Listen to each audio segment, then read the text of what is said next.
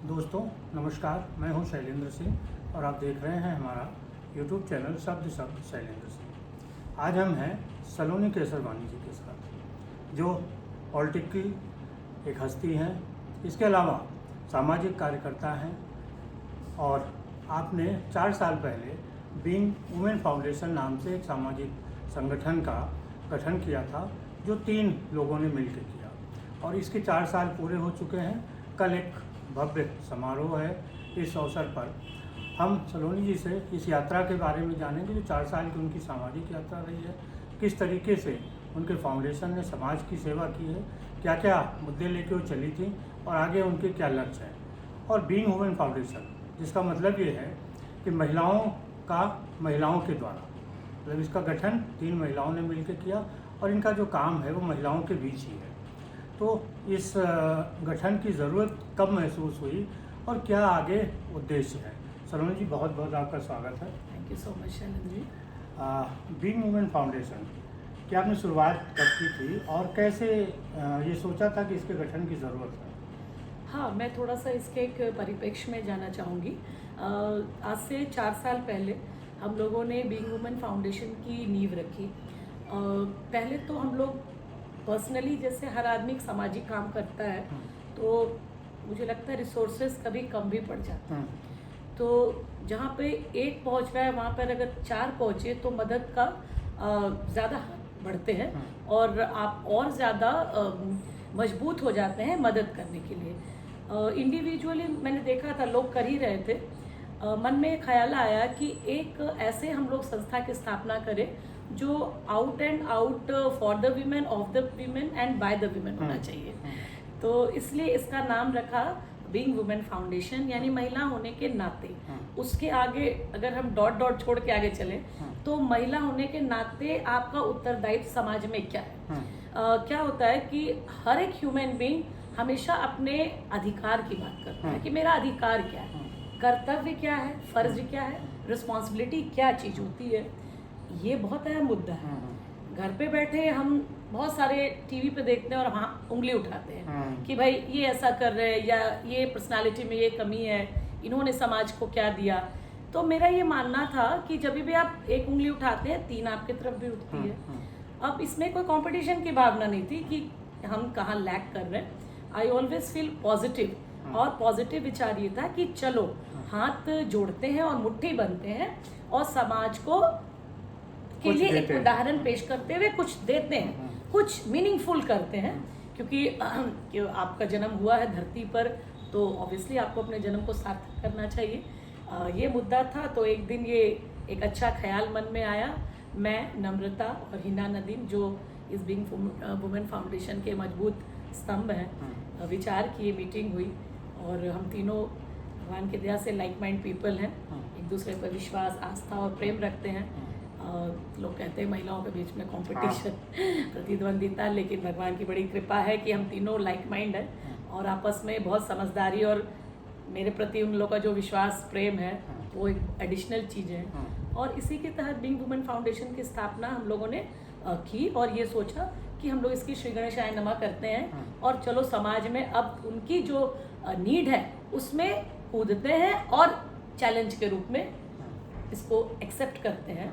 और यही एक विशेष तरीका था, विशेष रीज़न था कि महिलाओं को सशक्त करना और अंडर प्रिविलेज जो बच्चे हैं, मुझे लगता है समाज में ही 2 वीकर सेक्शन है जो सबसे ज़्यादा प्रताड़ित हो जाते हैं, ख़ासतौर पर अगर आर्थिक संकट है। तो दीज आर द 2 रीज़न, 2 मुद्दे कि हमने इस फाउंडेशन की शुरुआत। 4 साल का जो अनुभव रहा है, यात्रा, क्या क्या चीज़ें आपने अचीवमेंट के रूप में आप लोगों ने लिया, क्या कुछ कार्य बताइए। देखिए, जैसे शुरुआत की और तो एक जोश आ ही जाता है। देखिए, और सबसे बड़ी बात है, अगर चारों तरफ का एनवायरनमेंट सपोर्टिव हो तो थोड़ा और हिम्मत बढ़ती है। ऐसा नहीं है कि एकदम एक बार ओवरनाइट कुछ नहीं हो जाता है।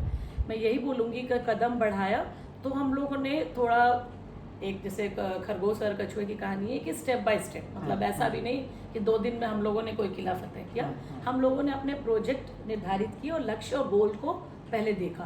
5 गोल्स मैंने शुरू से ही रखे, सबसे बड़ा था विमेन को फिजिकली स्ट्रॉन्ग करना, यानी कि उनको सेल्फ डिफेंस के लिए स्किल और जो भी हम प्रोवाइड कर सकते हैं, जैसे जो ट्रेनर्स और एक्सपर्ट होते हैं। सेकंड मेरा मुद्दा था एजुकेशन गर्ल चाइल्ड के लिए। हम हंट में रहते हैं और हम जिन संस्थाओं में जाते हैं उनसे हम कहते हैं और वो भी हमारे तक पहुंचते हैं कि कोई बच्चा फीस देने में अनेबल है या कहीं कोई आर्थिक दिक्कत हो रही है, तो वो उनको हम तक पहुंचाओ, हम उनका फीस पूरे साल का भरेंगे, उनके पूरे एजुकेशन का खर्चा। ये हम लोगों ने किया। तीसरा जो इम्पोर्टेंट फैक्टर है वो है विमेन हेल्थ, यानी विमेन हेल्थ अगर नहीं है तो ऑब्वियसली हेल्थ तो सबके लिए ज़रूरी है, क्या विमेन क्या जेंट्स सभी के लिए, बच्चे तो। पर फीमेल का बहुत सारे ऐसे फिजिकल चेंजेस होते हैं जिनकी वजह से वो कुपोषण या अर्ली डेथ जो सब चीज़ें होती है, तो उनको उनके लिए कैंप लगाना और उनको हेल्थ अवेयरनेस करना, ये मेरा थर्ड मुद्दा था।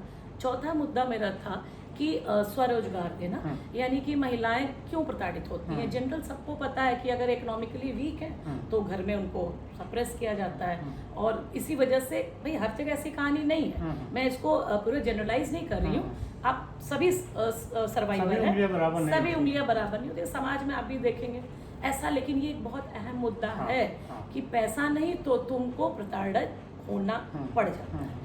ये मेरा बहुत बड़ा था, इसके लिए मैंने लीगल कमेटी का गठन करवाया।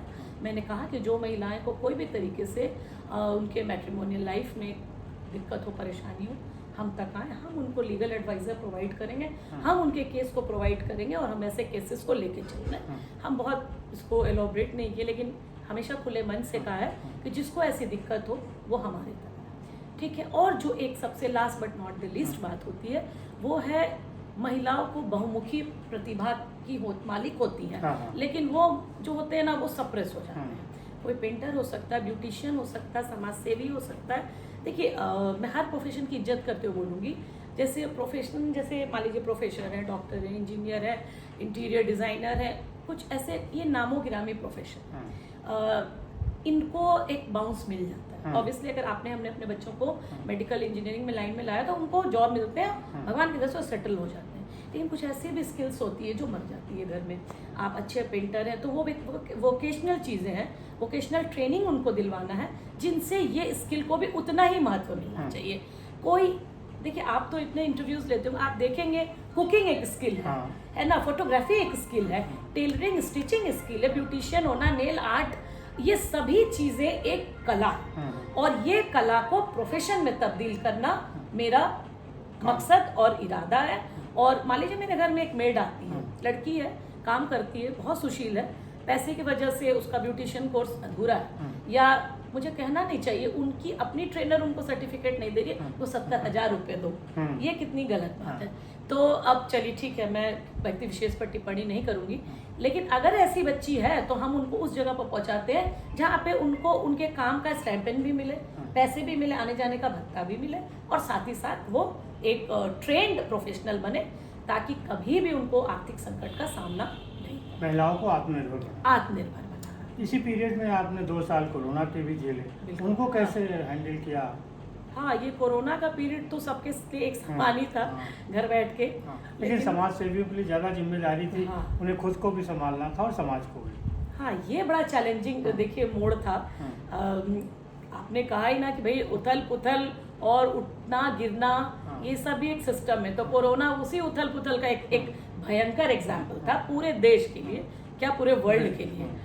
हमारे सामने भी चैलेंज आया, 4-5-6 दिन तो बड़ा अच्छा लगा, आराम कर रहे हैं, भाई कहीं जाना आना नहीं है, लेकिन फिर ये लगा कि ये बेमकसद ये लाइफ किस लिए, आई थिंक ये वेस्टेज ऑफ टाइम। तो हम लोगों ने कहा कि भाई हम लोग थोड़ा सा झांसी की रानी से प्रेरित है, स्वास्थ्य को ध्यान में रखते हुए। और देखिए कोई तो इनिशिएटिव लेगा ना। मैंने देखा कि घर में राशन नहीं है, चूल्हा नहीं है, अच्छा हम लोगों ने जो भी, चलिए वेल ऑफ लोग होते हैं भगवान की दया से, उन्होंने जमा किया, खा रहे हैं, पी रहे हैं। कोरोना के समय में आप देखिए आपकी मेड, आपने उनको बुलाना बंद किया, आपने सैलरी बंद की, सामने धोबन है, उनके पास कुछ जा नहीं रहा, क्योंकि हर चीज़ में वही है, केवल राशन और दवाई चल रही थी। तो फिर ये सोचा कि नहीं, जो भी हो सकेगा हम लोग करेंगे, और हम लोगों ने जो भी अनाज, दवाई, मास्क व्हाट्सोएवर हम लोग प्रोवाइड कर सकते थे। वो 2020 जो कि बहुत ही क्रूशल साल रहा, फिर 2021 में भी हम लोग सीज़न 2 में आ गए कोरोना के, तब दूसरे तरीके की लहर आ गई।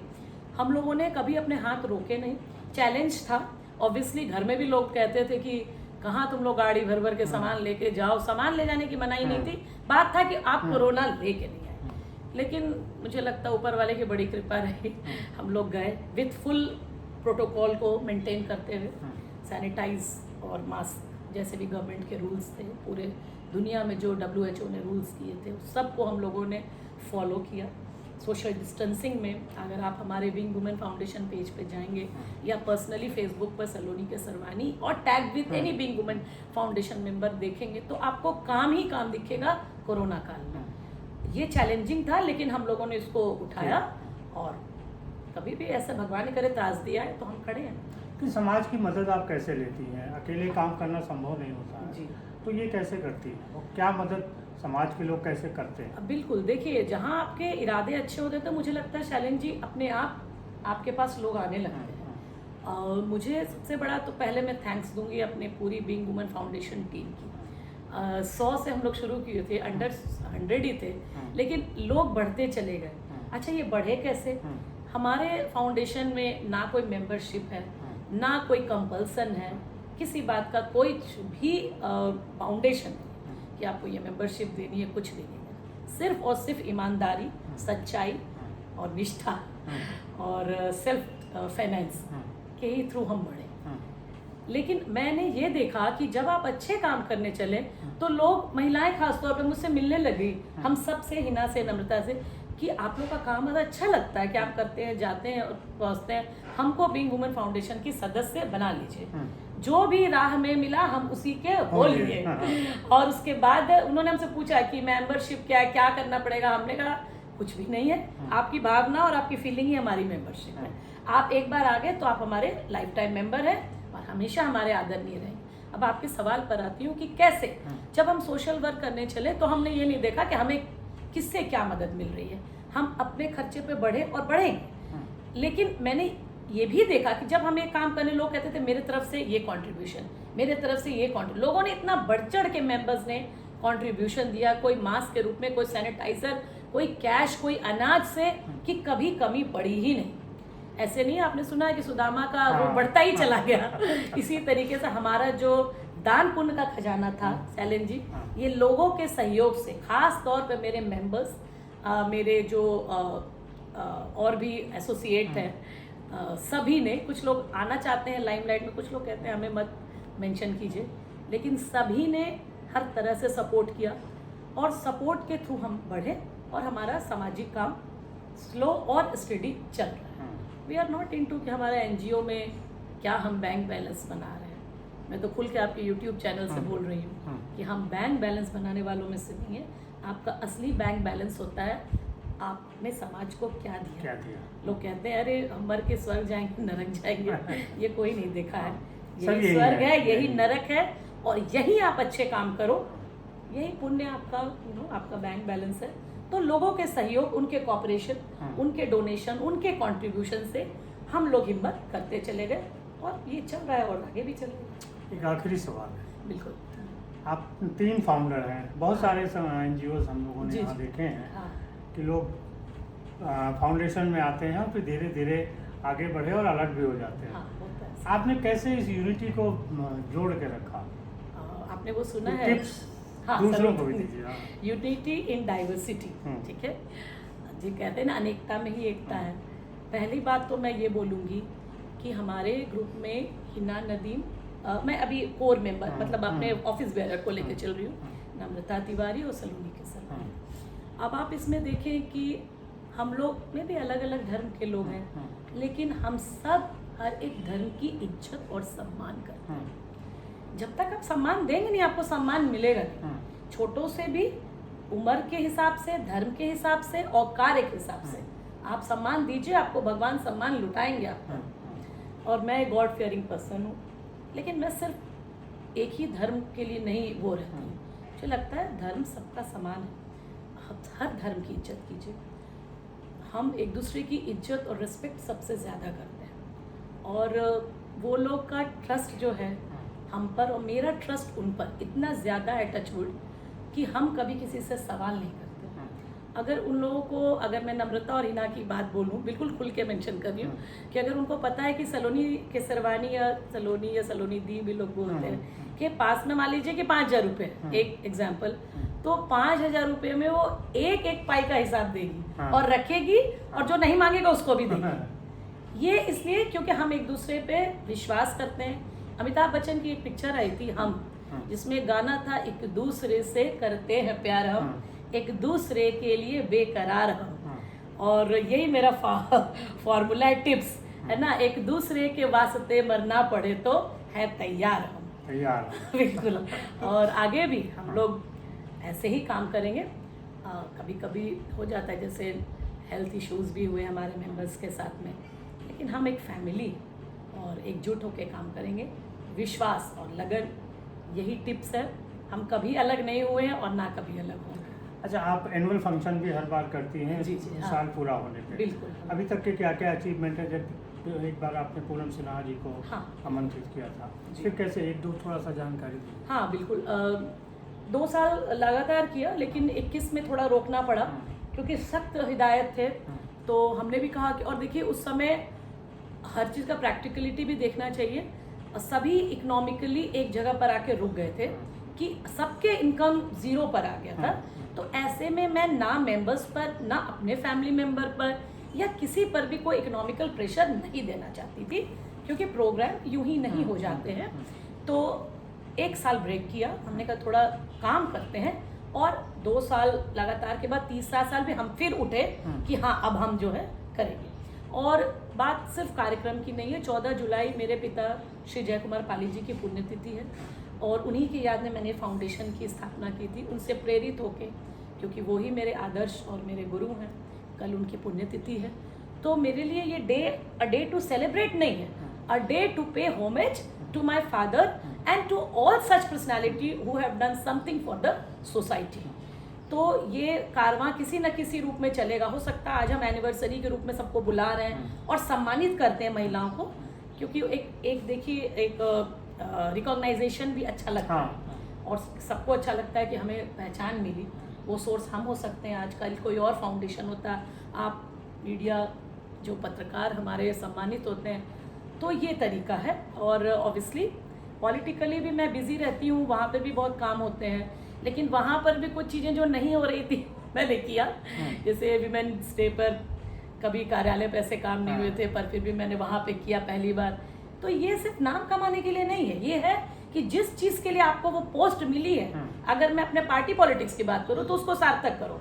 आपने मुझे से कुछ एक्सपेक्ट किया है तो करो। तो वो खैर एक अलग पड़ाव है, उसको मैं इसमें नहीं मर्ज करूँगी। तो बस यही है कि हर एक वर्ष ये कार्यक्रम जहाँ तक होगा, सिचुएशन अच्छी होगी तो करती रहूँगी। और मेन लक्ष्य है समाज का उत्थान करना, उसमें महिलाओं और बच्चे हमारा टॉप टारगेट में है, उनके लिए सबसे ज़्यादा काम कर रहे हैं और करें। बहुत शुक्रिया, थैंक यू सो मच। और आपका संगठन ऐसे ही सालों साल आगे बढ़ता रहे, हम लोग नए नए इंटरव्यूज़ करते रहें। हाँ बिल्कुल। तो और शुक्रिया साथियों, आप बीइंग वुमेन फाउंडेशन को देखते रहिए, उनके पेज को देखते रहिए, उनके कामों को देखते रहिए। हम लोग बहुत लंबे समय से सलोनी जी के साथ खुद जुड़े हुए हैं, तो हम लगातार देख रहे हैं कि उनके काम कैसे हो रहे हैं। एक बार फिर से शुभकामनाएं आने वाले दिनों के लिए, और धन्यवाद।